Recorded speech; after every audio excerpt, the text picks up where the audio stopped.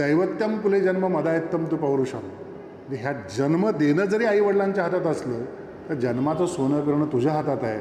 कर्तव्य पार पाड आणि यशाच्या शिखराकडे जाण्यासाठीची वाटचाल कर. तर मार्ग दाखवणारे म्हणजे रेगे दीक्षित सायन्स अकॅडमी. अजूनही विषयाची गोडी लावणारा आणि मुलांना दिशा देणारा शिक्षक या शिक्षण क्षेत्रात केंद्रबिंदूच आहे. आपल्या आयुष्याकडे बघण्याचा दृष्टिकोन काय असला पाहिजे, तुमची जबाबदारी म्हणजे नक्की काय, हे स्किल जर कुठल्या शिक्षकाकडे मी पाहिलं असेल तर ते म्हणजे प्रोफेसर शैलेश रेगे सर. माझ्यासाठी सरांचं रोल हे म्हणजे आयुष्यात एक पालकासारखंच आहे. विद्यार्थी दशेमध्ये मुलांचा सर्वात जास्त शत्रू काय असेल तो अहंभाव. शिक्षणाचा मूळ उद्देश ऑल इंडिया रँक 1 येणं, टॉप येणं हा नसावा. मुलाच्या प्रयत्नांचं कौतुक झालं पाहिजे, परिणामांचं नाही. शिक्षण म्हणजे काय? शिक्षण म्हणजे व्यक्तिमत्वाला आणि विचारांना दिशा देणं. विद्यार्थ्याला यशस्वी होण्यासाठी सगळ्यात महत्त्वाचा गुण कोणता? मला असं वाटतं विद्यार्थ्यांनी एकलव्य बनावं. गुण की नॉलेज? नॉलेज पण त्याचं उपायोजन. सगळ्यात मोठा शिक्षक कोण? पुस्तक, अनुभव की आलेलं अपयश? मी म्हणेन अपयश.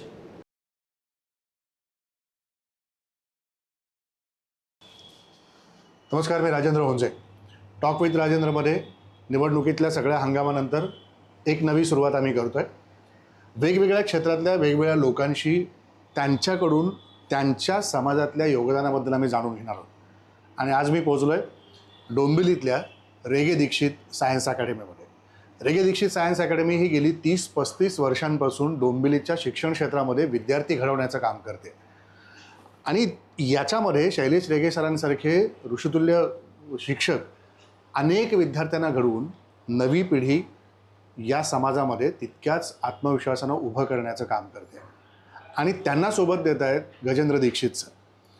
बरं, रेगे दीक्षित सायन्स अकॅडमी नेमकं काय आहे? विद्यार्थी फक्त घडवते, मूल्याधारित त्यांना संस्कार देते, मूल्याधारित शिक्षण देते, की आपल्या संस्कृतीला जोडून समाजामध्ये आत्मविश्वासानं उभं राहण्यासाठी ताकद देते?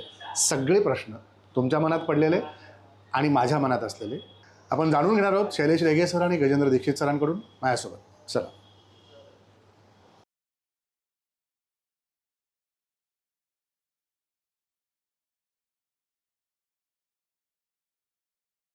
डोंबिवलीतल्या रेगे दीक्षित सायन्स अकॅडमीमध्ये मी पोहोचलो आहे. माझ्यासोबत शैलेश रेगे सर आहेत आणि दीक्षित सर आहेत. नमस्कार सर, खूप स्वागत टॉक विथ राजेंद्रमध्ये. खरं तर गेली 30-32 वर्ष रेगे दीक्षित या जोडीचं नाव मी ऐकतो आहे. रेगे सर, तुम्ही तर शिक्षण क्षेत्रामध्ये 33 वर्षांपेक्षा अधिक काळ विद्यार्थ्यांना घडवण्याचं काम केलं आहे. आणि एक विद्यार्थीच परत तुमच्यासोबत जोडला जातो आणि सायन्स अकॅडमी तुम्ही सुरू करता. विद्यार्थी घडवण्याचं अविरत काम गेली 33 वर्ष करणं, आणि मी तर म्हणेन की एक ऋषितुल्य व्यक्तिमत्व म्हणून तुमच्याकडे बघितलं गेलं पाहिजे. शिक्षण क्षेत्रामध्ये आमूलाग्र बदल होत असताना जुनी शिक्षण पद्धती, नवीन शिक्षण पद्धती, त्यात होणारे बदल, त्यात येणारी आधुनिकता, हे सगळे टप्पे तुम्ही बघितलेत. तर 33 वर्ष एक थोडा फ्लॅशबॅक जर घ्यायचा झाला तर तुम्ही याचं वर्णन कसं कराल? ॲक्च्युली गेली 33 वर्ष मी या शिक्षण क्षेत्रात कार्यरत आहे. तर यामध्ये मी हा व्यवसाय म्हणून नाही मानला, तर माझे सद्गुरू श्री श्रीपाद श्री वल्लभ यांच्या कृपेने विद्यार्थी घडवण्याची साधना मी समजली. त्यामुळे खरं बघायला गेले या 3 दशकामध्ये या शिक्षण पद्धतीमध्ये मोठे आणि मूलभूत बरेच बदल झाले. प्रकर्षाने पहिला बदल म्हणजे माहितीची उपलब्धता. पूर्वी मुलांना पाठ्यपुस्तक आणि शिक्षक हीच माहितीची सोर्स होती. पण आत्ताच्या विद्यार्थ्यांना गुगल, नेटच्या माध्यमातून, यूट्यूबच्या चॅनल्सच्या माध्यमातून बऱ्याच अंशी माहिती असते. म्हणजे मी थोडक्यात सांगेन की आत्ताचा विद्यार्थी जास्त अधिक माहितीपूर्ण आहे. दुसरा बदल जो आहे तो आहे परीक्षा पद्धतीत झालेला बदल, त्या अनुषंगाने शिक्षण पद्धतीत झालेला बदल. बरं. पूर्वी 12वीचे मार्क, बोर्डातले जे मार्क होते त्याचंच मेरिट, त्याच मेरिटवर आपण इंजिनिअरिंग किंवा डॉक्टर किंवा फार्मसी या प्रोफेशनल कोर्सला त्यांची प्रवेश प्रक्रिया होत होती. आणि या बोर्डाच्या परीक्षेचं स्वरूप होतं क्वेश्चन आन्सर फॉर्मॅट, म्हणजे त्याला आपण सब्जेक्टिव्ह फॉर्मॅट म्हणतो. त्यामुळे मुलांचं पाठांतराकडे लक्ष जास्त होतं आणि त्यामुळे मला असं वाटायचं की विषयाचं सखोल आकलन करणारा, ॲप्लिकेशन बेस्ड स्टडी करणारा विद्यार्थी, पण थोडं पाठांतरामध्ये कमी असणारा विद्यार्थी थोडा मागे पडत होता, असं मला वाटत होतं. पण आत्ताच्या नवीन पद्धतीप्रमाणे बोर्डाचे मार्क हे किमान पात्रता म्हणून आणि जेई नीट आणि CET ह्या स्पर्धात्मक परीक्षांचे मार्क हे मेरिट म्हणून प्रोफेशनलला प्रक्रियेमध्ये, म्हणजे प्रोफेशनल कोर्सला प्रवेश प्रक्रियेमध्ये आपण आता ग्राह्य धरले जातात. आणि या स्पर्धात्मक परीक्षेचा जो पॅटर्न आहे तो MCQ म्हणजे मल्टिपल चॉईस क्वेश्चन या पॅटर्नमध्ये आहे. त्यामुळे त्या विषयाची काठिण्य पातळी वाढवता आली. त्यामुळे मुलांना कॉन्सेप्ट लर्निंग हा पार्टकडे जास्त लक्ष देता आलं. ॲप्लिकेशन बेस्ड स्टडी करण्याना खूप त्याच्यामुळे फायदा झाला. आणि साहजिकच त्यामुळे खरेच गुणवंत विद्यार्थी यशस्वी होऊ लागले. तिसरा बदल म्हणजे की आत्ताच्या ज्या पद्धतीमध्ये तंत्रज्ञान, तर शिक्षणामध्ये तंत्रज्ञानाचा वापर वाढला. म्हणजे पूर्वी चॉक अँड टॉक हीच पद्धत होती. आता मात्र डिजिटल बोर्ड आले. त्याच्यानंतर ॲनिमेशनच्या माध्यमातून डिजिटल बोर्ड आणि आपण त्याला प्रोजेक्टर म्हणू या माध्यमातून शिक्षकाला मुलांना विषय अधिक सुलभ पद्धतीने समजावू लागला. पूर्वी कसं होतं की एखादा चांगला स्किल असलेला शिक्षक हा मुलांना विषय त्यांच्यासमोर चित्र समोर आणायचा बोलण्याने. पण आता लेस स्किल असलेला शिक्षकसुद्धा, कमी स्किल असलेला शिक्षकसुद्धा बऱ्यापैकी मार्केटमध्ये तरू शकतो की त्याला तो विषय समजवताना या तंत्रज्ञानाचा फायदा होतो. पण तरीही माझं म्हणणं असं आहे की या सगळ्या घडामोडीमध्ये शिक्षकाचं महत्त्व अजून काही कमी झालेलं नाही. कारण अजूनही विषयाची गोडी लावणारा आणि मुलांना दिशा देणारा शिक्षक या शिक्षण क्षेत्रात केंद्रबिंदूच आहे. खरंय. याचं उत्तम उदाहरण म्हणजे माझे सहकारी गजेंद्र दीक्षित. त्याच्याकडे येणारच होतो. एक विद्यार्थी घडवला आणि परत तुम्ही तुमच्यासोबत जोडून घेतला. याच्या मागचं मला गणित समजून घ्यायचं होतं. याचं कारण असं की आज आपण म्हणतो की केमिस्ट्रीमध्ये ऑर्गॅनिक हा जो प्रकार आहे, तर या ऑर्गॅनिक केमिस्ट्रीचं एक गणित असं आहे की जेव्हा गजेंद्र दीक्षित शिकवतात तेव्हा मुलं म्हणतात की आता मी MSc केमिस्ट्री ऑर्गॅनिकमध्ये करीन, मी त्यात करिअर करीन. आणि ते लिटरली फॅन होऊन जातात म्हणजे त्या विषयाचे. आणि त्याच्यामुळे काय होतं की मुलांना त्या विषयाची गोडी लागतेच. पण प्रत्यक्षात तुम्हाला खरं सांगतो की हा केमिस्ट्रीमध्ये ऑर्गॅनिक प्रकार हा अत्यंत जटिल आहे, किचकट आहे आणि मुलं पाठांतर करून सुद्धा त्याच्या विषयावर प्रावीण्य मिळू शकत नाही असं आहे. पण ही किमया या माणसाने साध्य केली. आणि म्हणून मला असं वाटतं की या डोंबिवली कल्याणमध्ये या शिक्षण क्षेत्रामध्ये हा व्यक्ती केंद्रबिंदू आहे. खरं आहे. मला तुमच्या प्रश्नाकडे येण्याआधी दीक्षित सर, जसं सरांनी तुमच्याबद्दलचं वर्णन केलं, कल्याण डोंबिवलीमध्ये रेगे दीक्षित अकॅडमीचे पोस्टर्स, बॅनर्स आम्ही बघतो तेव्हा सरांचा तुमच्या खांद्यावर हात असतो. तर एक शिक्षक म्हणून आणि आता एक सोबतीचा सहकारी म्हणून सरांचं एकूण व्यक्तिमत्वाचं तुम्ही वर्णन काय कराल? मी रेगे सरांना अगदी माझ्या लहान वयापासून ओळखतो. मी माझं उदाहरण देईल तर मी मॅथमॅटिक्स, गणित या विषयात अत्यंत कच्चा विद्यार्थी. अच्छा, म्हणजे माझ्या आपण लोक सारखे आहोत. पण 12वीला जेव्हा माझ्या बहिणीलाही जाणवलं की कुठेतरी याला आता गणितात तारून नेण्यासाठी कोणाची तरी मदत घ्यावी लागणार, आणि त्यावेळेस ती पहिल्यांदा रेगे सरांकडे मला घेऊन आली. आणि अतिशयोक्ती नाही, पण मला गणितात 12वीत 100पैकी 95 गुण मिळाले. वा. आता याला तुम्ही गुणांमध्ये मोजाल, पण त्या काळामध्ये निव्वळ गणित विषय मी त्यांच्याकडनं नाही शिकलो. आपल्या आयुष्याकडे बघण्याचा दृष्टिकोन काय असला पाहिजे, खरंय. तुमची जबाबदारी म्हणजे नक्की काय. 12वी वयात आपण खूप लहान असतो. त्या वयात ती मॅच्युरिटी निर्माण करणं विद्यार्थ्यांमध्ये, हे स्किल जर कुठल्या शिक्षकाकडे मी पाहिलं असेल तर ते म्हणजे प्रोफेसर शैलेश रेगे सर. आणि मला असं वाटतं की निव्वळ गणित विषय नाही तर आयुष्याकडे बघण्याचा एक वेगळा दृष्टिकोन त्या माणसाने मला दिला. आणि तेव्हापासून माझ्या मनामध्ये ही गोष्ट होती की या वाटचालीत, या प्रवासात त्यांच्याबरोबर सदैव राहावं. त्यांचा हात तुम्ही जसं म्हणालात तो पाठीवर सदैव राहावा आणि तो आजही आहे आणि त्यामुळेच हे आयुष्य इतकं सुंदर आम्ही घडवू शकलो. बिलकुल. त्यांच्या मार्गदर्शनाखाली काही विद्यार्थ्यांना घडवण्याचा आत्ता प्रयत्न करत आहोत. बिलकुल. कारण त्या सरांच्या चेहऱ्यावरचा आनंद आणि तुमच्या चेहऱ्यावरचा आत्मविश्वास त्या पोस्टरमध्ये दिसतो जेव्हा खांद्यावरती आपल्या गुरुचा हात असतो. तो आशीर्वादा रूपाने आपल्याला येतो खरं तर. तर सरांनी मगाशी जसं सर काही बदल सांगितले शिक्षण पद्धतीमध्ये जे बदल होत गेलेले आहेत म्हणजे आता खडू गेला, काळा फळा गेला आणि आता डिजिटल फळा आला. तर या सगळ्यामध्ये बघत असताना आत्ता शिक्षण पद्धतीमध्ये जे मेजर बदल दिसत आहेत जशी चर्चा होते की हायब्रिड होत चाललंय शिक्षण. म्हणजे ऑनलाईन शिक्षण पण मिळत आहे, कुठे ऑफलाईन पण मिळत आहे, कुठे दोन्ही पण मिळत आहे.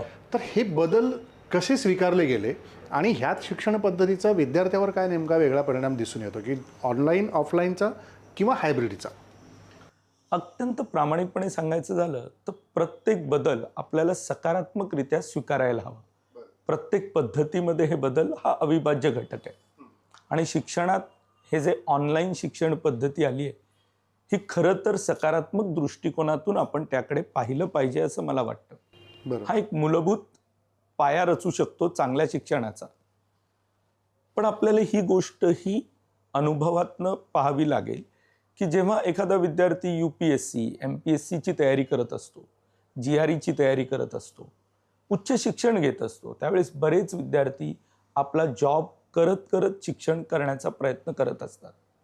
अशा विद्यार्थ्यांसाठी तर मला वाटतं ऑनलाईन शिक्षण पद्धती ही एक वरदान आहे. पण मी ज्या विद्यार्थ्यांना सध्या शिकवतो 10वी 11वी 12वी हा वयोगट थोडासा फारच आपण म्हणूया त्यांच्याकडे खूप लक्ष देण्याचा वयोगट आहे. या वयोगटात तो समतोल साधणं बरोबर हे यांना फार कठीण आहे.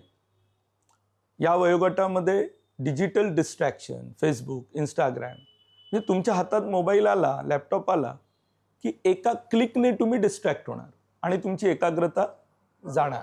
बरोबर. मग ती ऑनलाईन शिक्षण पद्धती या वयोगटाला घातक ठरायला सिद्ध होते. कारण जेव्हा विद्यार्थी ऑनलाईन म्हणून मोबाईल किंवा लॅपटॉप हातात घेणार तेव्हा कुठे ना कुठे त्याचं डिस्ट्रॅक्शन, त्याची एकाग्रता संपणार. त्यामुळे 11वी 12वीच्या विद्यार्थ्यांसाठी मला असं वाटतं की जी जुनी परंपरागत ऑफलाईन शिक्षण पद्धती आहे, जिचे शिक्षक, पुस्तक याच गोष्टी त्याच्याशी कनेक्टेड असतात, तिथे यश हे जास्त पक्कं मिळतं. त्यामुळे मला प्रामाणिकपणे वाटतं की 12वी पर्यंतचा जो वयोगट आहे त्याने ऑफलाईन शिक्षण पद्धतीचा अवलंब प्रामाणिकपणे करावा. आज आपल्याकडे जे उच्च शिक्षित मान्यवर बाबासाहेब आंबेडकर आहेत, राधाकृष्ण सर्वपल्ली आहेत, आज ही सगळी उच्च शिक्षित मंडळी ज्यांनी भारताचा ठसा या विश्वावर उमटवला त्यांनी कुठे ऑनलाईन शिक्षण पद्धतीत शिक्षण घेतलं होतं? स्ट्रीट लाईट खाली अभ्यास केला. बाबासाहेबांचं तर आपल्याकडे समोर उदाहरण आहे. अशा पद्धतीचं शिक्षण या वयोगटाला मिळालं तर ते जास्त उपयुक्त ठरू शकतं.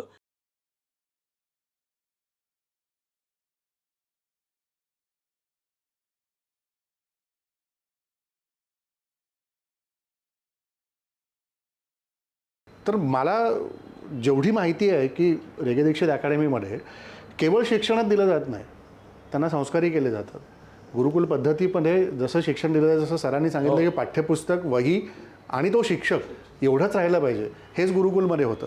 किंवा याच्यापेक्षा त्याच्याकडे पाठांतरापेक्षा त्याचं आकलन किती झालं हे गुरूंनी पाहणं, हे गुरुकुल शिक्षण पद्धतीमधले काही उदाहरणं होती.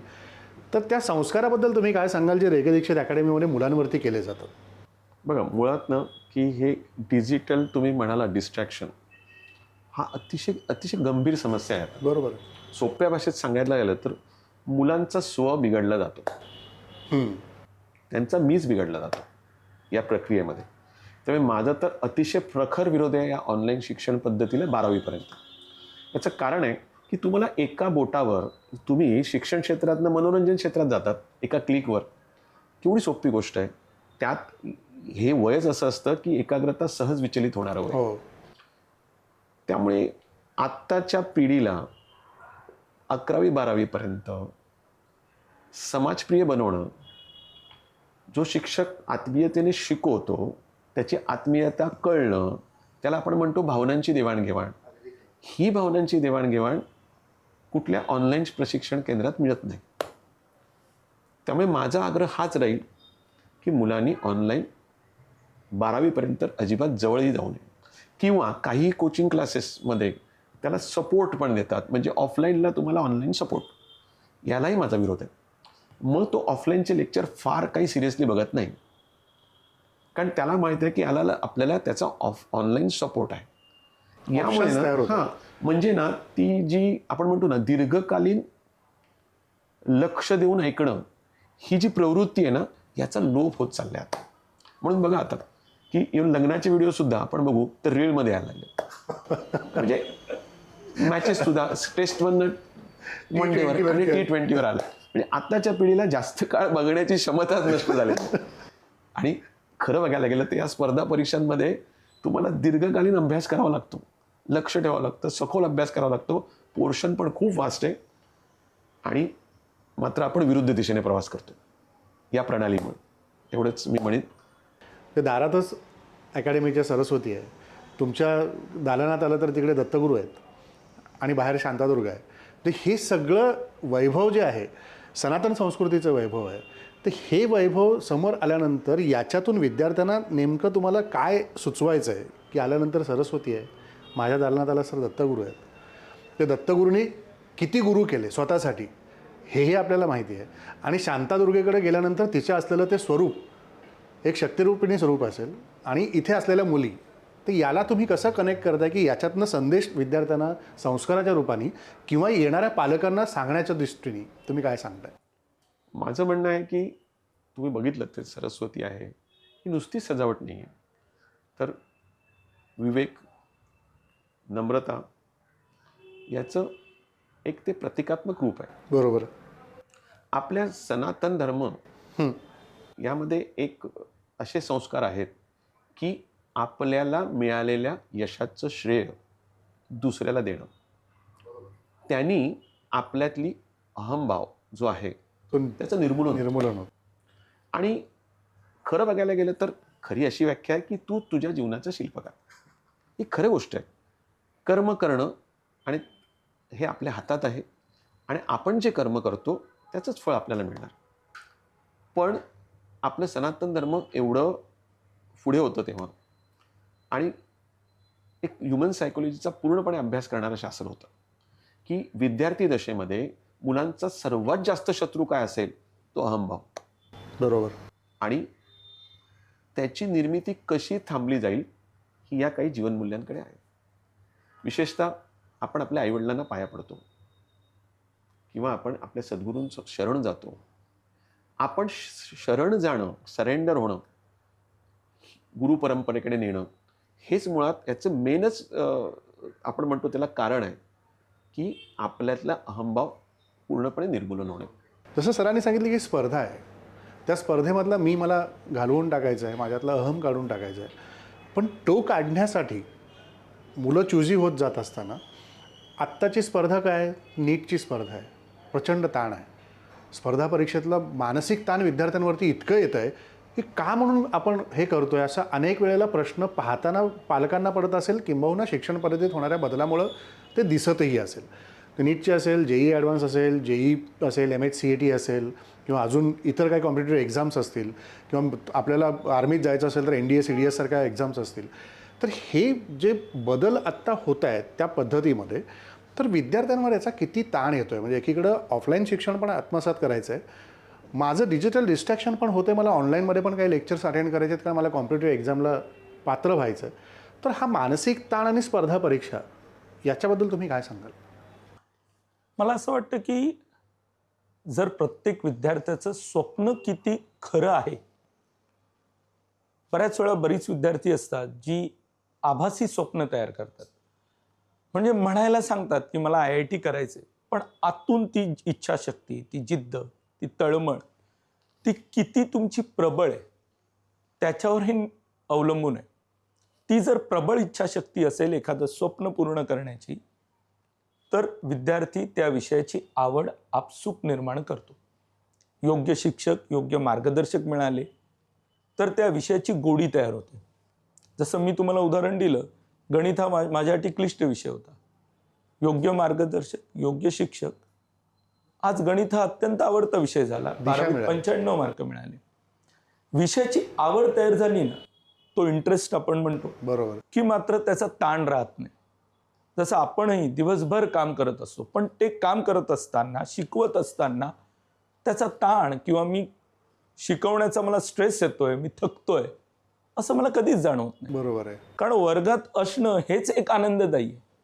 तसं विद्यार्थ्यांसाठी मी जर फिजिक्स, केमिस्ट्री, मॅथ्सचा अभ्यास करत असेल आणि क्लिष्ट प्रॉब्लेम सोडवण्याचा पाठपुरावा करत असेल आणि एखादं अत्यंत कठीण गणित मला सुटलं, की तो एक वेगळा आनंद आपल्याला अनुभवायला मिळतो, की अरे वा, आज मी अत्यंत कठीण गणित, IIT लेवलचं गणित सोडवून दाखवलं.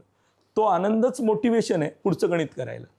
कारण आपल्याला जर उच्च शिक्षित व्हायचं असेल तर या पद्धतींना आपण न बदलता त्याचा स्वीकार करून मी योग्य पद्धतीने स्वतःला कसं तयार करू शकेन, ही मानसिकता जर आपण विद्यार्थ्यांमध्ये तयार केली तर मला वाटतं हा ताण त्यांच्यामध्ये येत नाही. आणि पालकांनी सुद्धा, मी नेहमी, आम्ही सर पालकांशी जेव्हा गप्पा मारतो त्यांना हेच सांगतो, की तुम्ही तुमच्या मुलांवरती तू विशिष्ट कॉलेजमध्ये गेलंच पाहिजे हे प्रेशर आणू असं नका. प्रेशर जाणू नका. शिक्षणाचा मूळ उद्देश ऑल इंडिया रँक 1 येणं, टॉप येणं हा नसावा. त्या विद्यार्थ्यांच्या ज्या क्षमता आहेत त्याचा पुरेपूर वापर करून त्याने या आयुष्यात समृद्ध व्हावं, आपल्या पायावर उभं राहावं आणि त्याला जी स्वप्न त्याच्या आयुष्याची दिसतात त्या दिशेने वाटचाल करण्यासाठी त्याला सक्षम बनवणारी शिक्षण व्यवस्था शाळेने, कॉलेजने किंवा कोचिंग क्लासने तयार करावी. मला असं वाटतं ही शिक्षणाची परिभाषा असावी. अगदी खरं आहे. खूप उत्तम तुम्ही मांडणी केली याची. पण त्याला जोडून एक प्रश्न दीक्षित सर मला विचारायचा वाटतो, की जसे पद्धती बदलत आहेत तसे तंत्रज्ञान बदलतं. आज AI मुळे जग क्षणाक्षणाला बदलतं. मग याच्यात त्या डिजिटल डिस्ट्रॅक्शनमध्ये AI हा किती मूलभूत मोठा घटक वाटतो, की विद्यार्थ्याला अजून डिस्ट्रॅक्ट करायला, की मला जे हवं आहे त्या विद्यार्थ्याला वाटतं की मी इथे ChatGPTला जाऊन काहीतरी सर्च मारला, AI सर्च मारला किंवा चॅटबॉक्सला जाऊन कुठे जर सर्च मारला तर मला ते मिळू शकतं आहे. जेमिनीमध्ये मी गेलो तर मला काहीतरी मिळू शकतं आहे. तर हे एका बाजूला आपली ऑनलाईन शिक्षण पद्धती, दुसऱ्या बाजूला येणारे हे तंत्रज्ञानातले डिस्ट्रॅक्शन. तर AI ह्याच्यातला किती मोठा फॅक्टर वाटू शकतो की नव्या बदल होणाऱ्या शिक्षण पद्धतीमध्ये? अगदी प्रामाणिकपणे सांगायचं झालं ना, जसं सर आधी म्हणाले, की या शिक्षण व्यवस्थेचा मूलभूत केंद्रबिंदू हा शिक्षक आहे. तुम्ही AI टेक्नॉलॉजीचा वापर निश्चित करावा. कधी काही कठीण गणितं असतात, आपण पटकन ChatGPTला विचारलं त्याचं सोल्युशन येतं, आपल्याला ते सोल्युशन कळतंही. परंतु मी परीक्षेमध्ये प्रश्न वाचल्यानंतर त्या प्रश्नाचा विचार नक्की मी कसा केला पाहिजे, माझ्या मनामध्ये, माझ्या बुद्धीमध्ये त्या प्रश्नांसंदर्भात कुठले थॉट प्रोसेस जनरेट व्हायला पाहिजे, हे AI नाही सांगू शकत. हे शिक्षक तुम्हाला सांगू शकतो की त्या प्रश्नाचा विचार तुम्ही कशा पद्धतीने केला पाहिजे. बिलकुल. मला रेगे सर आणि दीक्षित सरांबरोबर अजूनही काही प्रश्नांची चर्चा करायची आहे, त्याच्यातली उत्तरं जाणून घ्यायची आहेत. त्याला जाऊया दोघांसोबत पुढच्या प्रश्नांकरता.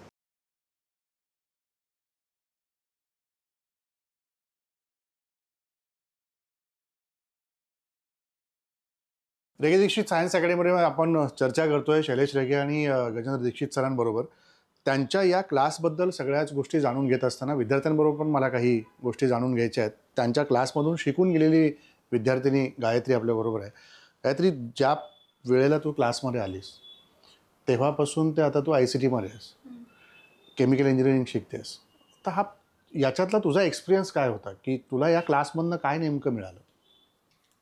बेसिकली पहिलीपासून माझं शिक्षण सेमी इंग्लिश मीडियममध्ये झालं आहे. बरं. त्याच्यामुळे खूपदा असं होतं की सेमीच्या मुलांना जेव्हा पुढे आपण जातो, जिथे म्हणजे मोठ्या इन्स्टिट्यूट जसं की IIT आहे, ICT, VJT आहे, तर इकडे सगळे CBSE, ICSE मुलांसोबत आपली कॉम्पिटिशन असते हो. आणि त्यात इंग्लिश मिडियमची मुलं. तर तो कॉम्प्लेक्स एक येऊ शकतो की आपण सेमीची मुलं आहोत, आपलं त्यांच्यामध्ये कसं होईल.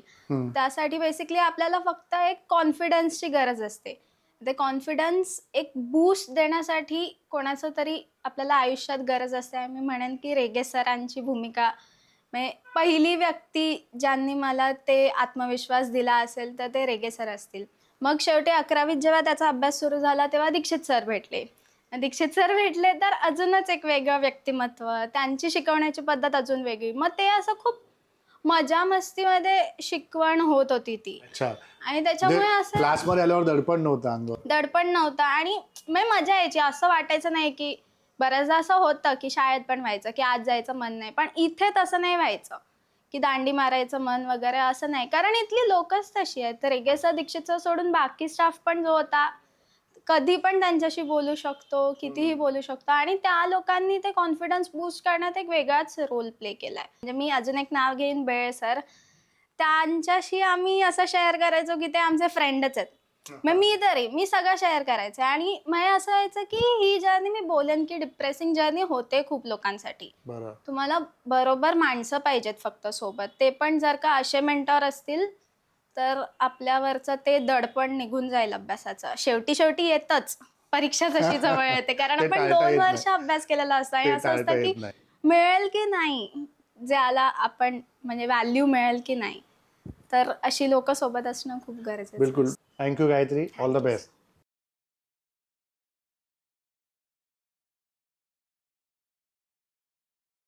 आपण आत्ता टॉक विथ राजेंद्रमध्ये मगाचपासून रेगे सर आणि दीक्षित सरांबरोबर चर्चा करत होतो की शिक्षणातली पद्धती कशी बदलती आहे, वेगवेगळे आयाम त्याला काय मिळत आहेत. मला दीक्षित सर एक मुद्दा, मुलं पण इकडे बसले म्हणून विचारतो की कॉम्पिटिशन एवढी वाढली आहे, त्या कॉम्पिटिशनमध्ये मुलांना कुठे IITला जायचं असतं, नीट करून मेडिकल फील्डमध्ये जायचं असतं.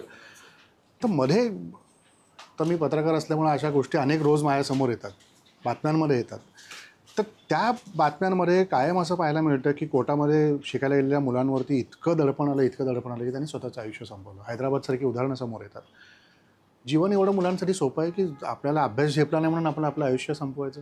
तर मुलांनी याचा विचार कसा केला पाहिजे की बाबा अभ्यास तर करायचा आहे, पण या अभ्यासातून स्वतःला घडवताना आपलं आयुष्य किती सुंदर करता येतं, हे कायम तुम्ही त्या मुलांवरती संस्कार करत असता. तर मला तुमच्याकडनं जाणून घ्यायचं. मला असं वाटतं की हे जे समजावणं तुम्ही म्हणालात, हे फक्त विद्यार्थ्यांपुरता बांधील नाही आहे. आपल्याला पालकांचं काउन्सिलिंग करावं लागेल, विद्यार्थ्यांचं काउन्सिलिंग करावं लागेल, शिक्षण संस्थानांचं सुद्धा काउन्सिलिंग करावं लागेल. त्यात रेगे दीक्षित सायन्स अकॅडमीसुद्धा या प्रवासाचा एक भाग आहे. या प्रत्येकाने ही समज मुलांमध्ये डेव्हलप केली पाहिजे की शिक्षण घेणं हे तुमच्या व्यक्तिमत्व विकासाचा एक भाग आहे. तुमच्या विचारांना तुमचं ज्ञानार्जन दिशा देतं आणि आपले विचार, आपलं व्यक्तिमत्व, आपली जगण्याची शैली शिक्षणाने समृद्ध होते. खरं. एखादी गोष्ट, एखादं स्वप्न अचीव करणं हे आयुष्याचं अंतिम ध्येय असू शकत नाही. आयुष्याचं अंतिम ध्येय हे आपण ते आयुष्य किती प्रफुल्लित आपल्यासाठी आणि आपल्या समाजासाठी करतो, देशासाठी करतो, हे अंतिम ध्येय असलं पाहिजे. आणि हे सगळं साध्य तेव्हा होणार जेव्हा तुम्ही तुमच्या आयुष्याची वाटचाल आनंददायीरित्या पुढे करत राहणार. कुठल्याही टप्प्यावर आयुष्य संपवणं हे त्याचं सोल्युशन होऊ शकत नाही. तुम्ही बघा, तिकडे निव्वळ अभ्यासाचं दडपण हे एकमेव कारण आत्महत्येचं नाही.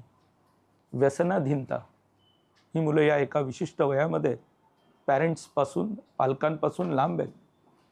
त्यांच्यावर लक्ष ठेवणारं, त्यांचं हक्काचं आपलं माणूस, त्यांच्याशी संवाद साधणारं आपलं माणूस त्यांच्याबरोबर नाही आहे.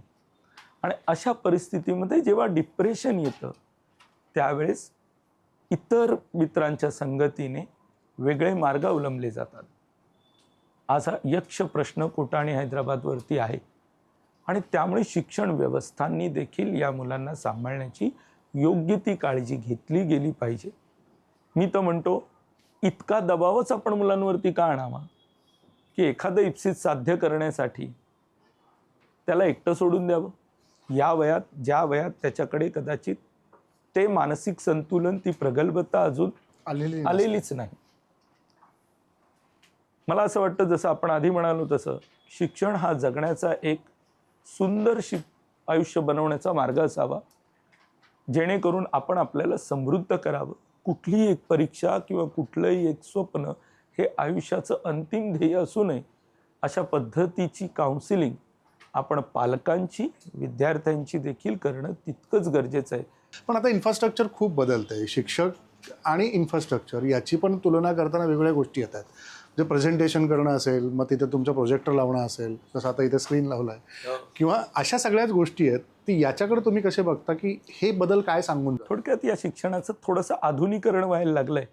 अगदी आपण लहानपणी तर अगदी गव्हर्नमेंटच्या स्ट्रीट लाईट खाली बसून अभ्यास केलेला आहे, आणि आता मात्र आपल्याला AC क्लासरूम हवा, स्वच्छता हवी, डिजिटल बोर्ड हवा, पॉवर पॉईंट प्रेझेंटेशन हवं. खरं तर मी याचा विरोधात खरं नाही. बरं. पूर्वी एक शिक्षण पद्धती होती जिथे शिक्षक विद्यार्थ्यांना सरळ शिकवत असे. शिक्षकाकडे लक्ष द्यायचं, पटकन त्या नोट्स लिहून घ्यायच्या आणि आपला अभ्यास आपण करायचा. खरं तर याने विद्यार्थी म्हणून तो अधिक सक्षम, समृद्ध झाला. पण आता डिजिटल बोर्ड आली.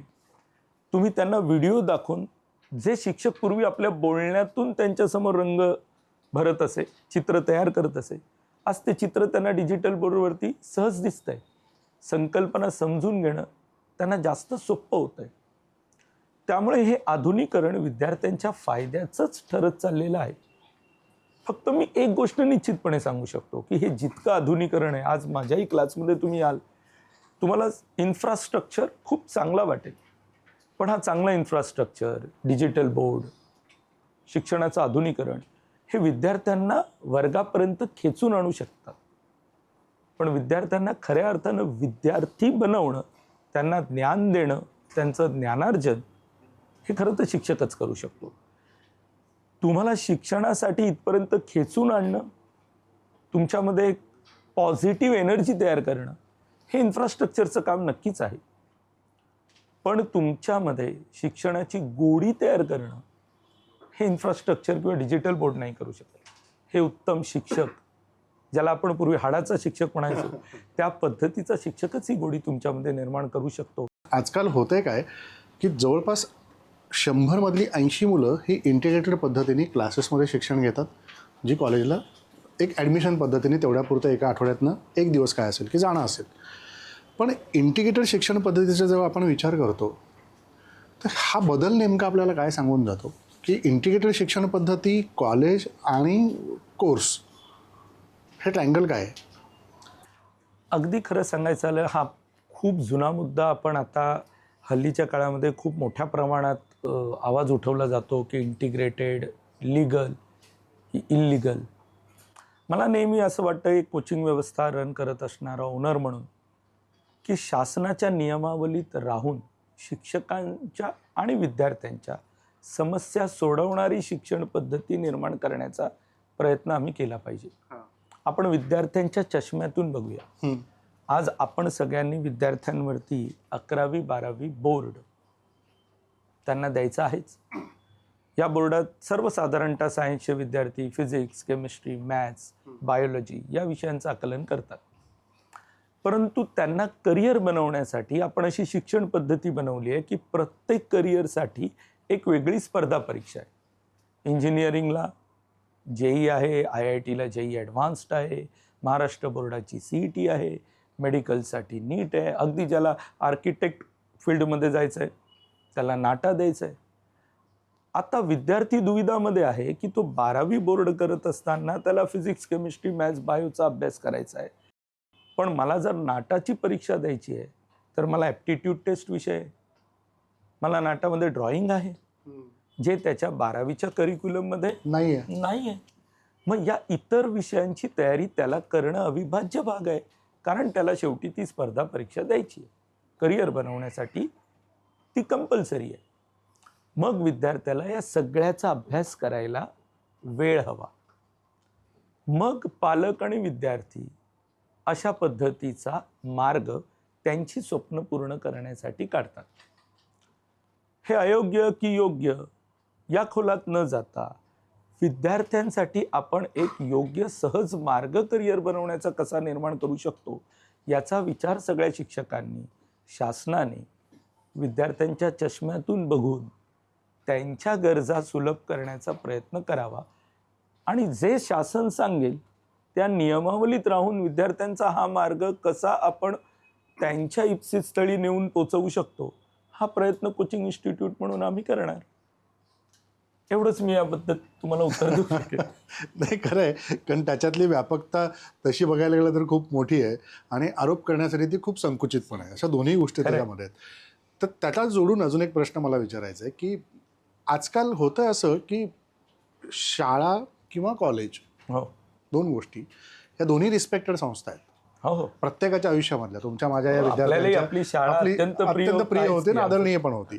तर या रिस्पेक्टेड संस्था असताना सध्या क्लासेसकडं जास्त कल पालकांचा आणि विद्यार्थ्यांचा वाढताना दिसतो. शाळेत शिकवणारा शिक्षकही तेच शिकवतो आणि क्लासमध्ये शिकवणारे शिक्षकही साधारण तोच अभ्यास शिकवतात.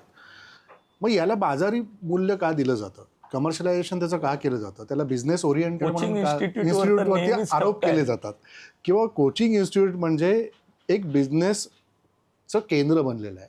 त्यांना भांडवलशाही व्यवस्था उभी करायची आणि विद्यार्थ्यांना तिकडे आणून आम्ही किती ग्रेट आहोत हे दाखवायचं आहे वगैरे वगैरे आरोप त्याच्यात केले जातात. मग शाळेतला शिक्षक चुकीचं शिकवतो की कोचिंग क्लासेसमधला शिक्षक बरोबर शिकवतो आणि ते बरोबर असतात की हे चुकीचे असतात? अशा संभ्रमावस्थेमध्ये पालक आणि बरेच लोक समाज व्यवस्थेतले पाहायला मिळतात. शिक्षक दोघंही सारखेच आहेत, तेही रिस्पेक्टेडच आहेत. चूक कुणाची आहे की ज्याला आपण कमर्शियलायझेशन म्हणतो? मला वाटतं चूक या विचारसरणीची आहे. बघा, शालेय शिक्षक खरं तर एक मोठं काम करत असतात. त्यांच्याकडचा टास्क आमच्यापेक्षा खूप मोठा आहे. कारण त्यांच्या वर्गामध्ये जी 100 मुलं बसलेली आहेत ती प्रत्येकाची स्वप्न वेगळी आहेत. बरोबर. प्रत्येकाचा स्वभाव वेगळा आहे. त्यांना निव्वळ फिजिक्स केमिस्ट्री मॅथ्स शिकवायचं नाही आहे. त्यांना शालेय शिक्षणाबरोबर एक व्यक्तिमत्व विकास या विद्यार्थ्यांचा घडवून आणायचा असतो. त्यांना शारीरिक शिक्षण पण द्यायचं आहे, तिथे पीटीचे क्लास पण आहेत. त्यांना संगीत पण शिकवायचं आहे, त्यांना भाषा विषय पण शिकवायचा आहे. त्यांच्यासमोर असलेल्या एखाद्या विद्यार्थ्याला कॉमर्सला जायचं असेल, एखाद्याला सायन्सला जायचं असेल, एखाद्याला इंजिनियर बनायचं असेल, एखाद्याला CA बनायचं असेल, पण प्रत्येकाला सामावून घेऊन त्यांना शिक्षण पद्धती डेव्हलप करायची असते. त्यामुळे शालेय शिक्षण हे नेहमीच आदरस्थानी असावं. शालेय शिक्षण जितकी आदरस्थानी आहे त्याचा अर्थ कोचिंग इन्स्टिट्यूटने शिक्षणाचा बाजार मांडला आहे असं लावणं मला पटत नाही. लक्षात घ्या, कोचिंग इन्स्टिट्यूटमध्ये मुलं जी येतात ती त्यांच्या स्पर्धा परीक्षांची तयारी करायला येतात. तिथे मात्र त्यांचं एक विशिष्ट गोल आहे, त्यांचं एक विशिष्ट स्वप्न आहे हो, आणि त्या स्वप्नांसाठी आम्ही त्यांना घडवण्याचा प्रयत्न करत असतो. बरोबर. आज आपणही विचार करून बघा की भारतात जे सायंटिस्ट शास्त्रज्ञ होतात, IITमध्ये IISST सारखी संस्था, IISc बँगलोर असेल, Indian institute of science education research ज्याला आपण ISER म्हणतो, या शिक्षण अत्यंत रेप्युटेड शिक्षण व्यवस्था आहेत या. आणि इथून तावून सुलाखून निघालेले विद्यार्थी पुढे भारतीय शास्त्रज्ञ म्हणून भारताला पुढे विकासाची दिशा देतात. आज भारत त्यांच्या ज्ञानावर, त्यांच्या परिश्रमाच्या बळावर आज विज्ञान क्षेत्रात अतुलनीय प्रगती करताना दिसतोय. पण ही सगळे शास्त्रज्ञ या संस्थांमध्ये कधीतरी आधी ॲडमिशन घेत असतील आणि ॲडमिशन घेताना त्यांनी कधी ना कधी कुठली ना कुठली स्पर्धा परीक्षा दिली असेल आणि त्या स्पर्धा परीक्षांना त्यांना तयार करणारा शिक्षक हा कोचिंग इंडस्ट्रीचा शिक्षक आहे. आज जर कोचिंग इंडस्ट्रीच्या शिक्षकाने शिकवून त्यांना जर IIT, IISST, ISER यासारख्या रेप्युटेड संस्थांमध्ये ॲडमिशन मिळतं, तिथून योग्य शिक्षण घेऊन ते शास्त्रज्ञ बनतात आणि भारताला विकासाच्या मार्गावर घेऊन जातात, तर या भारताच्या विकासासाठी आम्हा कोचिंग क्लासच्या शिक्षकाचंही योगदान आहे हे म्हणणं वावगं ठरेल का? बिलकुल. पण याला सर आत्ता पुढे NEP सारखं धोरण येतं आहे हो. शासनाचं. 2030 पर्यंत NEP अंमलात आणली जाईल. NEP मध्ये अनेक बदल होत आहेत. खूप खूप बदल. म्हणजे त्याच्यात NEPच्या दृष्टीने जर विचार आपण केला शिक्षणाचा, आत्ता जे आपण शिक्षण घेतो याच्यातलं काही पटीने शिक्षण बदललेलं आपल्याला हो. दिसेल. म्हणजे जगामध्ये जात असताना, वावरत असताना किंवा आत्ताचे विद्यार्थी पासआउट होऊन पुढे त्यांच्या जॉबसाठी, करिअरसाठी जगभरातल्या वेगवेगळ्या देशामध्ये फिरताना दिसतील. तिथं गेल्यानंतर जी शिक्षण प्रणाली आपल्याला पाहायला मिळते, ज्याला आपण म्हणूया की स्किल बेस्ड किंवा स्किल ओरिएंटेड एज्युकेशन देणं, त्या मुलातलं कौशल्य काय आहे हे ओळखून त्याला त्याच्यामध्ये पारंगत करणं, ते या NEP धोरणामुळं, नॅशनल एज्युकेशन पॉलिसीमुळं, जी आता 2-4 वर्षामध्ये लागू होईल, त्याच्यात काय बदल पुढच्या शिक्षणाच्या प्रचंड क्षेत्रात दिसते. प्रचंड. आणि मी तर म्हणतोय सगळे बदल अत्यंत सकारात्मक बदल आहेत. आजपर्यंत आपण जी शिक्षण व्यवस्था वापरत आलो त्यातनं मला असं वाटतं की आपण क्लेरिकल स्टाफ बनवत आलो. विद्यार्थ्यांना विद्यार्थी म्हणून घडवण्याची प्रक्रिया जुन्या शिक्षण व्यवस्थेमध्ये कुठेतरी कमकुवत होती असं माझं प्रामाणिक मत आहे. नवीन NEP चा ड्राफ्ट आपण बघितला तर अत्यंत व्यवसायभिमुख शिक्षण आहे. या शिक्षण पद्धतीतून मुलगा खऱ्या अर्थानं स्वतःमध्ये त्याच्याशी आवडीत असलेल्या स्किल्स डेव्हलप करणार आहे. तो खरं शिक्षण घेण्याकडे वळणार आहे. त्याला ॲप्लिकेशन बेस्ड अभ्यासक्रमची जोड या NEP मध्ये दिलेली आहे आणि त्यातून आपण खऱ्या अर्थानं योग्य शिक्षण, योग्य ज्ञान विद्यार्थ्याला देण्यासाठी तयार करणार आहोत असं मला असं वाटतं. आणि रेगे दीक्षित सायन्स अकॅडमीमध्ये रेगे सरांच्या माध्यमातून आम्ही NEPच्या दृष्टिकोनातून शिक्षकांमध्ये काय बदल असायला हवे याचे ट्रेनिंग सेशनसुद्धा सुरू केलेत. आणि अत्यंत स्वागताने आम्ही या NEPची वाट बघत आहोत की कधीही 11वी-12वीच्या विद्यार्थ्यांसाठी इम्प्लिमेंट होईल. आणि त्यासाठीच तुम्ही बघाल तर हे थोडंसं आधुनिकरण या कोचिंग इन्स्टिट्यूटच्या इन्फ्रास्ट्रक्चरमधला बदलसुद्धा आम्ही त्याच गोष्टी लक्षात ठेवून करण्याचा प्रयत्न करत आहोत. बिलकुल की NEPमुळे अनेक गोष्टी बदलताना दिसतील किंवा करिअर ओरिएंटेड शिक्षण हे स्किल ओरिएंटेड होताना दिसेल. त्याच्यात अनेक बदल होऊन विद्यार्थ्यांना नव्या दिशा मिळत राहतील. मला अजूनही काही प्रश्न रेगे सरांना विचारायचे आहेत. तुमच्याशी काय बोलायचं आहे? जाऊयात रेगे सरांकडे.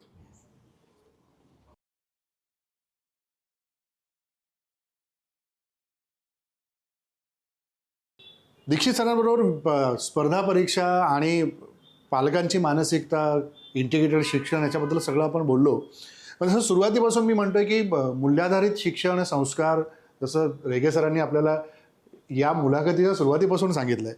मला रेगे सर एक या प्रक्रियेतला सगळ्यात महत्त्वाचा घटक म्हणजे पालक आहे, जो त्याच्या मुलाला काय करायचं आहे याच्या संभ्रमावस्थेत तर दिसतो एका बाजूला.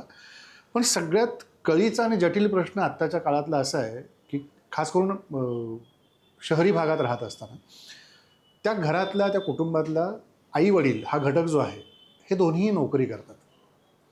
दिवसभर नोकरीला जातात. त्यांच्या त्या व्यवधानातनं संध्याकाळी आल्यानंतर ते थकलेले असतात. पुन्हा दुसऱ्या दिवशी जायची तयारी असते.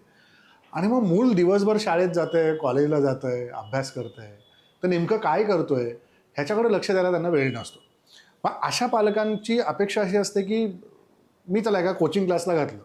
उदाहरणार्थ रेगे दीक्षित सायन्स अकॅडमीमध्ये आम्ही मुलांना आणून ॲडमिशन दिलं. आम्ही तुमच्याकडे आणून सोपवलं आहे. आता त्याचा रिझल्ट कसा आहे ते तुम्ही बघा. पालक म्हणून आमची काय जबाबदारी नाही आहे. आमची इथे रेषा संपली, पुढची रेषा तुम्हाला ओढायची. तर या मानसिकतेबद्दल तुम्ही काय सांगाल? ही सायकोलॉजी जी डेव्हलप होत चालली आहे. सर्वप्रथम ना आपण जुन्या पिढीतले म्हणजे आपल्या आईवडिलांचे म्हणजे आपले पालक आणि आता आपण पालक म्हणून आहोत यातला एक तुलनात्मक अभ्यास तुम्हाला सांगतो की पूर्वी आपले आईवडील जेव्हा वर्किंग होते किंवा स्पेशली वडीलच जास्त, तर त्यांचा टायमिंग एक फिक्स होता. तेव्हा कॉर्पोरेट कल्चर अस्तित्वात आलं नव्हतं. त्यामुळे आणि आपल्या भौतिक गरजा पण फारच कमी होत्या. शाळांची फी कमी, कोचिंग क्लासचं अस्तित्व नव्हतं, उच्च शिक्षण पण मर्यादित स्वरूपात होतं. त्यामुळे ओव्हरऑल आर्थिक गणित सहज सोपं होतं. पण आत्ताच्या पालकांमध्ये आपण गोष्ट बघितली तर त्यांच्या गरजा, मुलांची कॉलेजची फी, क्लासची फी, त्या पद्धतीने त्यांनी घेतलेले होम लोन्स, कारण परत भौतिक सुख जास्त आली आणि त्यांच्याकडे आलेलं आता कॉर्पोरेट कल्चर, यामुळे आत्ताचा पालक हा प्रचंड स्ट्रेसमध्ये असतो. बरोबर. माझं तर खरं म्हणणं आहे की आत्ताच्या पालकांचं खरं कौतुक करायला पाहिजे की अशा कठीण परिस्थितीतसुद्धा आपली मुलं या स्पर्धेत टिकावी यासाठी ते जीव तोडून प्रयत्न करतात. खरं बघायला गेलं तर मला आत्ताच्या पालकांचं खूप कौतुक करावंसं वाटतं. पण त्याचबरोबर एक छोटंसं त्यांना एक आपण म्हणतो सल्ला, हा छोटासा सल्ला आहे त्यांच्यासाठी की मुळात ना परत इकडे तुम्हाला उल्लेख करतो सनातन धर्माचा की आपल्या भगवद्गीतेमध्ये सांगितलं आहे की आपण म्हणतो तसं की आपल्या प्रयत्नांवर आपला अधिकार आहे पण परिणामांवर अधिकार नाही. ही गोष्ट त्यांनी मुलांवर सुद्धा बिंबवली पाहिजे आणि स्वतःवर सुद्धा बिंबवली पाहिजे. त्यामुळे मुलांसाठी त्यांना एक भावनिक आधार म्हणून दिला पाहिजे. आणि महत्त्वाची गोष्ट ना, मुलाच्या प्रयत्नांचं कौतुक झालं पाहिजे, परिणामांचं नाही. कारण जेव्हा पालक मुलांच्या प्रयत्नांचं कौतुक करतो ना, तेव्हा त्यांच्यामध्ये एक आपुलकीचे बंध तयार होतात आणि आज आपण म्हणतो की या सद्गुरू परंपरेमध्ये श्री स्वामी समर्थ जे आहेत त्यांचं एक वाक्य आपल्याला नेहमी आठवतं आणि स्वामी आपलेसे वाटतात की भिवू नको मी तुझ्या पाठीशी आहे. प्रत्येक पालकांनी हेच वाक्य मुलांच्या मनात बिंबावं, बेटा भिवू नको मी तुझ्या पाठीशी आहे. काय होतं, अशा पद्धतीने जर पालक रिप्रेझेंट मुलांसमोर झाले तर खरं आता एक गोष्ट सांगतो की टीनेजरमध्ये खरं बघायला गेलं तर शरीर धर्माप्रमाणे मुलं थोडं पालकांपासून डिटॅच होतात. पण या युक्तीने, या युक्तीमुळे मुलं आणि पालक यांचे आपुलकीचे बंध अजून दृढ होतात. म्हणून हा माझा एक सल्ला पालकांना आहे की मुलांशी क्वालिटी संवाद साधा. त्यांना जास्त वेळ द्यायला पाहिजे असं काही नाही, पण त्यांना आत्मविश्वास द्या की मी कुठल्याही परिस्थितीत तुझ्याबरोबर आहे. तर मला तुम्हाला विचारायचं आहे, विद्यार्थी घडवणारे एक ऋषितुल्य व्यक्तिमत्व म्हणून, की तुम्ही तुमच्या स्वप्नातला भारत कसा शोधला आणि तुम्ही कसा बघताय की तो भारत कसा असला पाहिजे? माझ्या दृष्टीने ना, शिक्षक फक्त विषय शिकवत नाही तर तो राष्ट्राचं भविष्य घडवत असतो. आणि माझ्या स्वप्नातला जो भारत आहे तो नुसता आर्थिक महासत्ता म्हणून नाही, तर चांगल्या जीवनमूल्यांनी भरलेला, त्याचबरोबर चारित्र्यवान आणि राष्ट्राभिमानी अशा तरुणांनी भरलेला असेल. आत्ताच्या विद्यार्थ्यांना आपण सत्यनिष्ठा, धर्मनिष्ठा, संयम, कृतज्ञता या मूल्यांनी जर रुजू केली, म्हणजे ही जीवनमूल्य त्यांच्यात आपण रुजवली, तर मात्र आत्ताचा विद्यार्थी हा नुसता यशस्वी नाही होणार, तर उत्तम नागरिक बनेल. आणि ती आत्ताची खरी गरज आहे.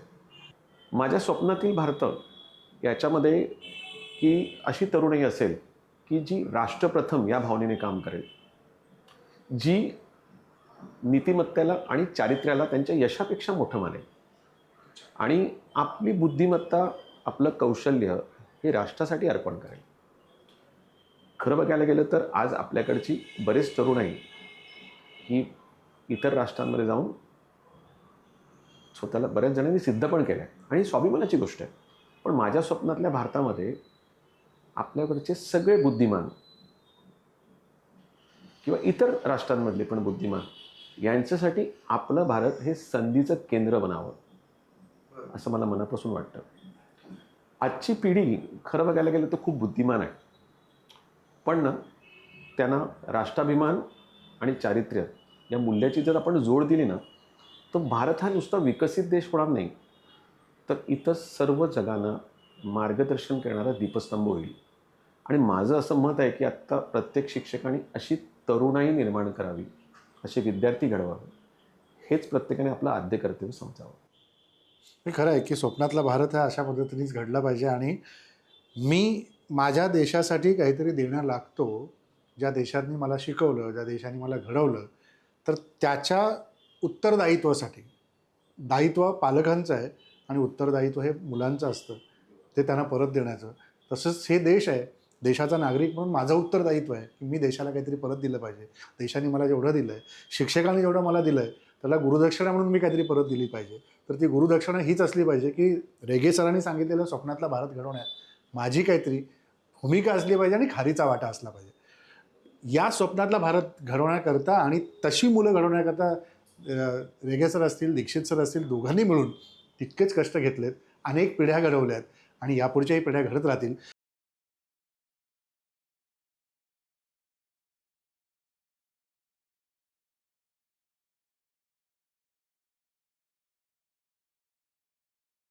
रेगे दीक्षित सायन्स अकॅडमीमध्ये घडलेले विद्यार्थी जे आहेत ना, मगाशी गायत्रीशी पण आपण बोललो आणि आता तो रोहन IITमध्ये शिकतो आहे, बेस रेगे दीक्षित सायन्स अकॅडमीचा, आणि आता त्यांनी IITमध्ये पुढचं करिअर घडवण्यासाठी प्रवेश घेतलेला आहे.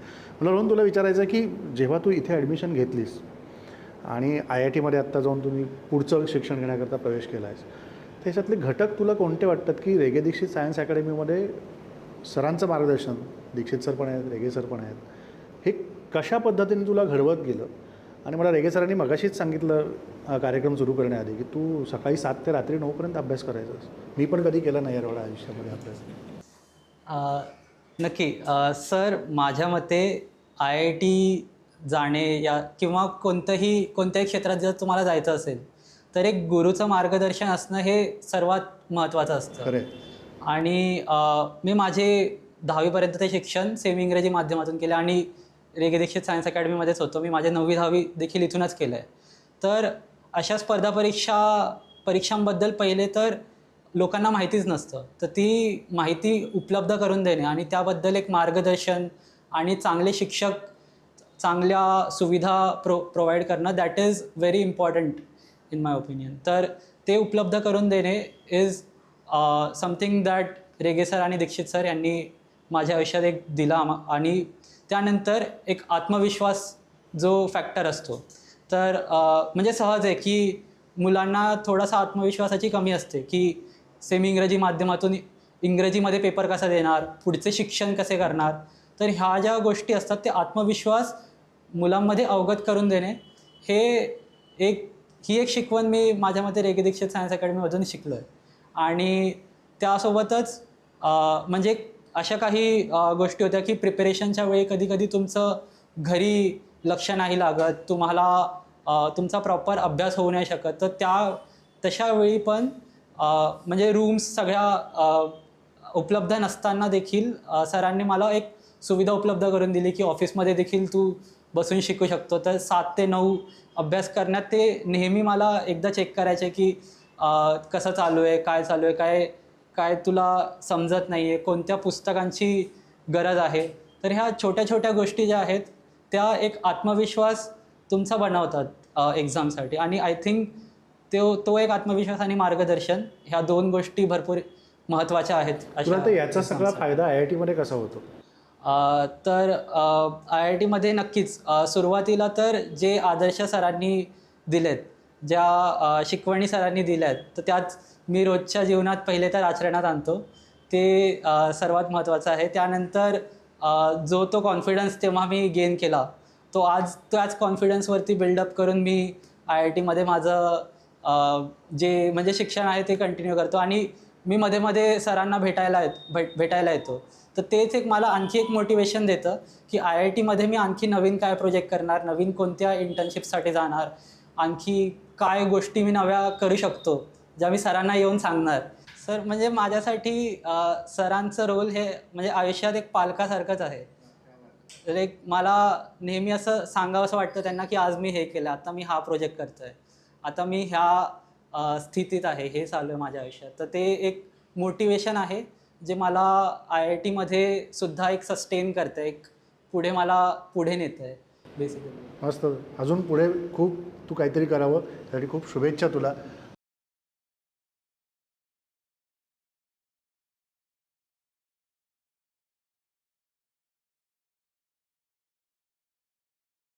रेगे दीक्षित सायन्स अकॅडमीमध्ये मगाचपासून आपण सगळ्या विषयांवरती आणि शिक्षण क्षेत्रातल्या बदलाविषयी चर्चा केली. रेगे सर, दीक्षित सर आहेत, खूप छान त्यांनी शैक्षणिक विचारांचं मंथन आपल्यासोबत त्या टॉक विथ राजेंद्रमध्ये केलं. पण आता थोडंसं हलकं फुलकं मला दोघांनाही बोलतं करायचं आहे. रॅपिड ॲक्शन क्वेश्चन्स, 10 प्रश्न तुम्हाला मी विचारेन. 10मध्ये प्रत्येक प्रश्नाचं उत्तर एका वाक्यात विचार न करता मनापासून द्यायचं आहे. पहिला प्रश्न रेगे सर तुम्हाला, एका शब्दात शिक्षण म्हणजे काय? शिक्षण म्हणजे व्यक्तिमत्वाला आणि विचारांना दिशा देणं. अच्छा. दीक्षित सर, विद्यार्थ्याला यशस्वी होण्यासाठी सगळ्यात महत्त्वाचा गुण कोणता? मला असं वाटतं विद्यार्थ्यांनी एकलव्य बनावं. वा. म्हणजे शिक्षकावर संपूर्ण विश्वास ठेवून त्यांनी सांगितलेल्या मार्गाचं अनुकरण करण्याचा प्रयत्न करावा 100%. वेगळे सर, सगळ्यात जटिल प्रश्न आजच्या काळातला, मार्क्स की ज्ञान, गुण की नॉलेज? नॉलेज पण त्याचं उपयोजन. म्हणजे परत क्लमजी झालं. मार्क्स की ज्ञान, धरायचं कशाला? शक्यतो करून ज्ञानालाच धरायला पाहिजे, पण त्याचं उपायोजन पण मुलांनी शिकलं पाहिजे.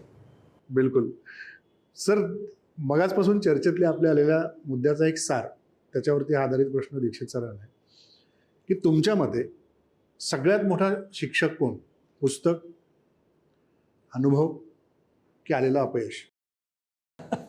कठीण आहे, पण यातलं एकच जर काही निवडायचं असेल तर मी म्हणेन अपयश. वा. अपयशातून जी भरारी घेण्याची मजा आहे की कशातच ती नाही. कशातच नाही. अगदी खरं आहे. खूप सुंदर उत्तर तुम्ही दिलं आहे. रेगे सर, आजच्या विद्यार्थ्यांनी आज शिकत असलेल्या विद्यार्थ्यांनी लगेच या क्षणाला तुम्ही सांगितलं आम्ही ऐकलं अशा पद्धतीने कोणता गुण सोडून दिला पाहिजे? विचलित न होणे. खरंय, खरंय. आज खूप म्हणजे मगाशी आपण बोललं डिजिटल डिस्ट्रॅक्शन, त्याच्यातला हा सगळ्यात जवळचा मुद्दा असू शकतो. विचलित न होणं. विचलित न होता तुम्ही आपल्या अभ्यासावर किंवा तुम्हाला जे घडायचं त्याच्यावर लक्ष केंद्रित करा. यश तुमच्याजवळ चालत येईल, ह्या त्याच्यामागचा हेतू आहे. दीक्षित सर, विद्यार्थ्यांकरता रोज दिवसभर पालक म्हणतो अभ्यास करत नाहीत, शिक्षक म्हणतात पुस्तक वाचत नाहीत, मार्क पडत नाहीत, तर त्याच्या या संबंध 24 तासाच्या वेळामध्ये त्यांनी स्वतःसाठी दररोज 10 मिनिटं काय केलं पाहिजे? मला वाटतं त्याला जे आवडेल ते करावं. पुस्तक सोडून 10 मिनिटं करायचे, सायकलिंग करावं, म्युझिक ऐकावं, गाणं म्हणावं, पेटी वाजवावी, तबला वाजवावं. जे त्याला आवडेल ते त्याने करावं. जी त्याच्यातले गुणसंपन्न बनण्याचा त्याने प्रयत्न 10 मिनिटं निश्चित करावा. यालाच जोडून परत तुम्हालाच विचारतो प्रश्न, की हे सगळं केल्याने तुम्ही जे घडलात ते घडवणारे शिक्षक कोण, त्यांचं नाव काय? खरं तर बरेच. आपल्या आयुष्याच्या प्रत्येक टप्प्यांवरती आपल्याला प्रत्येक माणूस काहीतरी घडवत असतो, शिकवत असतो. पण आयुष्यात आमूलाग्र बदल जर कोणी आणला तो प्रोफेसर शैलेश रेगे सरांनी आणला. बिलकुल. म्हणजे हे नाव घेण्यात मला कुठेही संकोचच वाटत नाही. आयुष्य समृद्ध करण्यात या माणसाचा आधार, तुम्ही जसं आधी म्हणालात खांद्यावर ठेवलेला हात, त्याने सगळं मिळालं. जसं सरही म्हणाले तसं स्वामी समर्थांसारखं माझ्या पाठीशी भिऊ नकोस मी तुझ्या पाठीशी उभा आहे, वा. याची अनुभूती मी त्यांच्या बरोबर राहताना नेहमी घेत असतो. नाही, बिलकुल सर. सर रेगे सर, शिक्षण की राजकारण जवळचं काय वाटतं? 100% शिक्षण. नो राजकारण. राजकारण. तर दीक्षित सर, विद्यार्थ्यांना एका वाक्यात जर संदेश द्यायचा असेल तर तो तुम्ही काय द्याल? मी एवढंच म्हणेन त्यांना की शिक्षण घेत असताना आपल्याला त्या विषयाचं ज्ञान मिळावं अधिकाधिक, याचा पाठपुरावा आपण सतत करावा. आपण एखाद्या कुठल्या परीक्षेची तयारी करतो याचं दडपण न घेता मला फिजिक्स कळलं पाहिजे, मला केमिस्ट्री कळलं पाहिजे, याकडे त्यांनी कल आपला जास्तीत जास्त वाढवण्याचा प्रयत्न करावा. आणि जसं मी आधी म्हणालो तसं आपल्या शिक्षकांवरती पूर्ण विश्वास ठेवून स्वतःला त्या शिक्षकाच्या अधीन करणं ही काळाची गरज आहे. शेवटचा प्रश्न रेगे सरांना, की स्वप्नातला भारत तुम्ही मगाशी आम्हाला समजावून सांगितलं, पण 100 वर्ष 2047ला भारत स्वतंत्र झाली, त्याला पूर्ण होतील, त्यावेळेला तुम्ही विद्यार्थी कसा पाहू इच्छिता? तो विद्यार्थी कसा असला पाहिजे? मी परत एका गोष्टीचा पुनरुच्चार करतो की राष्ट्रप्रथम ही भावनिकता असलेलाच विद्यार्थी, ज्याला राष्ट्र हे प्रथम असलं पाहिजे, राष्ट्राशिवाय दुसरं काही नाही. क्या बात आहे सर, मनापासून आभार. खूप छान टॉक विथ राजेंद्रमध्ये तुम्ही सहभागी झालात आणि शिक्षण क्षेत्रातल्या विविध पैलूंविषयी तुम्ही तुमची मतं मांडली. मला ना प्रेक्षकांना सांगायचं आहे की मगातपासून आल्यानंतर मी पाहतोय की सरस्वतीला वंदन केल्यापासून ते इथपर्यंत शेवटच्या वाक्यापर्यंत संस्कार आहेत, संस्कृतीची परंपरा आहे आणि विचारांची देवाणघेवाण आहे. या त्रिकोणाभोवती फिरत असताना जेव्हा एखादं समीकरण तुम्हाला सोडवायचं आहे आणि पायथागोरसचं सूत्र वापरून त्याला काहीतरी नवं करायचं आहे, दीक्षित सरांच्या रेगे सरांच्या भाषेत जर सांगायचं झालं तर मला इथे थोडं अध्यात्माची जोड दोघांची असल्यामुळे उदाहरण शेवटी त्याच्यावर देऊन मला कार्यक्रम संपवायचा आहे. की ही जोडी पाहताना मला महाभारताचं परत उदाहरण द्यावंसं वाटतं. कृष्ण अर्जुनाच्या जोडीसारखी जोडी वाटते. जे कृष्ण एकीकडे अर्जुनाला पार्था म्हणत जे संभाषण साधत घडवण्याचा प्रयत्न करतो, तसं रेगे सरांनी दीक्षित सरांना सांगून मुलं घडवण्याचं काम केलं आणि त्यातला एक घटक म्हणजे दीक्षित सर आहेत. आणि हे करत असताना अनेक वेळेला या कृष्ण अर्जुनाच्या संवादामध्ये वंचित असतो जो कर्ण असतो आणि त्या कर्णाला प्रश्न पडलेला असतो की हे सगळे अर्जुनही माझाच आहे, कृष्णही माझाच आहे आणि या संभ्रमावस्थेत अडकलेल्या त्या कर्णाला मार्ग दाखवण्याचं काम कोणी केलं तर ते कृष्णाने केलं. हे महाभारतामध्ये उदाहरणादाखल आहे. महाभारतात कृष्ण अर्जुनाला सांगत असताना लढाईची कृष्णा की मी अर्जुनाबरोबर लढाई कशी करू असं कर्ण विचारत असताना तेव्हा एका वाक्यात कृष्णाने कर्णाला सांगितलं, आपलं कोण परक कोण हे जाणण्यापेक्षा या जीवनाचं अस्तित्व आणि महत्त्व काय, तर त्यांनी एका वाक्यात सांगितलं की हे कर्णा की दैवत्यम कुले जन्म मदायत्तम तू पौरुषम. ह्या जन्म देणं जरी आईवडिलांच्या हातात असलं तर जन्माचं सोनं करणं तुझ्या हातात आहे. कर्तव्य पार पाड आणि यशाच्या शिखराकडे जाण्यासाठीची वाटचाल कर. तर मार्ग दाखवणारे म्हणजे रेगे दीक्षित सायन्स अकॅडमी. सर खूप मनापासून आभार. आणि आपले तुम्ही देखील खूप सहभागी मनापासून झालात आभार. आणि आमच्या सगळ्या विद्यार्थ्यांना जे तुमच्या वर्गात शिकतायत आणि जे वर्गाच्या बाहेरून आम्हाला पाहतील त्यांच्यापर्यंत तुम्ही मार्गदर्शन केलं. त्यामुळे मनापासून तुमचे आभार. धन्यवाद. पुन्हा भेटू टॉक विथ राजेंद्रमध्ये नव्या पाहुण्यांसह. तोपर्यंत नमस्कार.